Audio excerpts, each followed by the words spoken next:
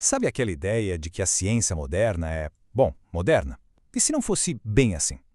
Hoje, a gente vai analisar uma ideia bem fascinante, a de que textos com milhares de anos já continham um conhecimento científico que a gente considera super atual.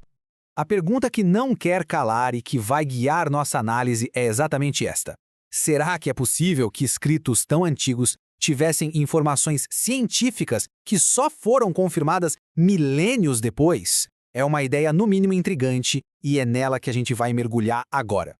Então vamos lá, o nosso objetivo aqui é analisar de uma forma bem neutra o que uma fonte apresenta sobre algumas passagens de textos bíblicos que parecem ter uma sintonia impressionante com descobertas da ciência moderna. Bora ver os pontos levantados? Para começar, vamos olhar para cima, para o céu. A primeira parte da nossa análise foca no que se diz sobre astronomia e sobre a estrutura do nosso universo. Olha só que interessante. O primeiro ponto que a nossa fonte levanta vem lá do livro de Jó, um dos textos mais antigos que existem. A frase é muito direta, e para a época era algo completamente radical. A Terra está suspensa sobre o nada. E é aqui que a coisa fica mais curiosa. Pensa bem, enquanto as grandes culturas da antiguidade imaginavam a Terra apoiada em pilares, nas costas de um gigante ou até numa tartaruga, este texto antigo descreve o planeta simplesmente flutuando no espaço. Uma ideia que ia contra tudo que se acreditava na época. E essa linha do tempo ajuda a gente a ter uma noção do tamanho do pulo no tempo.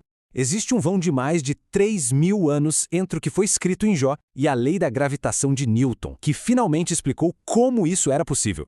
E as fotos do espaço, a prova visual disso tudo, só vieram muito, muito depois. Avançando para outra afirmação cósmica, essa do livro de Isaías. A fonte destaca que a palavra usada no texto original não sugere uma coisa que aconteceu uma vez só, mas sim uma ação que continua. É como se o céu estivesse constantemente sendo esticado, se expandindo. E, de novo, a perspectiva do tempo aqui é de cair o queixo. A descoberta de Edwin Hubble de que o universo está mesmo se expandindo aconteceu só em 1929. Isso é quase 2.700 anos depois dessa descrição ter sido escrita. Agora, pensem comigo. Numa época em que o pessoal só conseguia ver umas poucas milhares de estrelas no céu, o livro de Jeremias vem e faz uma afirmação bem ousada, que os astros, na verdade, não podem ser contados. E esse gráfico aqui, nossa, ele coloca tudo em perspectiva.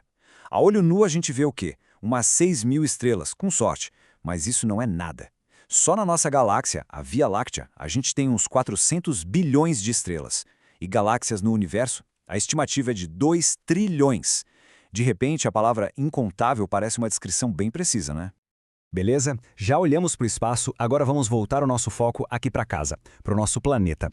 Essa parte da análise trata de fenômenos da Terra, como hidrologia e oceanografia. Aqui a fonte nos apresenta um enigma que está lá em Eclesiastes. Todos os rios correm para o mar, mas o mar nunca enche. E de algum jeito a água volta para o começo para iniciar a jornada de novo. Soa familiar? Parece muito a descrição de um ciclo. E o ponto-chave é exatamente esse. O texto parece descrever o ciclo da água certinho. Os rios fluem, a água evapora, vira nuvem, chove e abastece os rios outra vez. É impressionante pensar que a ciência só foi detalhar esse processo completo lá no século XVII. Agora, essa aqui é bem curiosa. Uma frase que parece só poesia lá do livro de Salmos, as veredas dos mares. A fonte destaca que a palavra original em hebraico significa literalmente caminhos ou trilhas. E acredite se quiser, essa pequena frase foi a faísca para uma descoberta científica gigantesca. Um sujeito chamado Matthew Maury, que é considerado o pai da oceanografia moderna, leu isso e pensou, ué, se o texto diz que existem caminhos no mar, eles devem existir de verdade. E essa convicção o levou a mapear as correntes oceânicas do mundo todo, o que revolucionou a navegação para sempre. Ok, já fomos para o espaço, mergulhamos nos oceanos, agora vamos para a nossa última parte, a biologia, a ciência da vida. No livro de Levítico tem uma declaração que é um pilar da biologia. A vida da carne está no sangue. Para a gente hoje, isso parece óbvio, certo? Mas por milênios, a prática médica mais comum fazia exatamente o contrário. A gente está falando da sangria, aquela prática de tirar sangue de uma pessoa para tratar uma doença, sabe? Isso foi o procedimento padrão da medicina por milhares de anos, desde a Grécia Antiga até o século XIX. Então essa afirmação de que a vida está no sangue e que, portanto, ele deveria ser preservado, ia totalmente contra o consenso médico da época. E para fechar, a fonte aponta para a descrição de uma criatura marinha chamada Leviatã, lá no livro de Jó. Os detalhes descritos são bem específicos, como um animal marinho gigante, com uma pele protetora e uma respiração que parece um jato de vapor. A interpretação apresentada é que isso bate de forma notável com as características das grandes baleias, animais que eram impossíveis de se estudar de perto naquela época. Então, depois de viajar pelo cosmos, pelo nosso planeta e até pelas ciências da vida, chegou a hora de juntar as peças e refletir um pouco sobre o que foi apresentado. Essa tabela dá um resumão bem claro das conexões que a fonte aponta. A Terra suspensa no nada, que a gente entende hoje pela gravidade. As veredas dos mares, que foram mapeadas como correntes oceânicas. A vida estar no sangue, um fundamento da biologia moderna. Cada um desses pares representa uma aparente antecipação de séculos, ou até milênios. E aí, o que pensar de tudo isso? São só coincidências poéticas? Seria o resultado de uma interpretação que olha para o passado já com o conhecimento que temos hoje?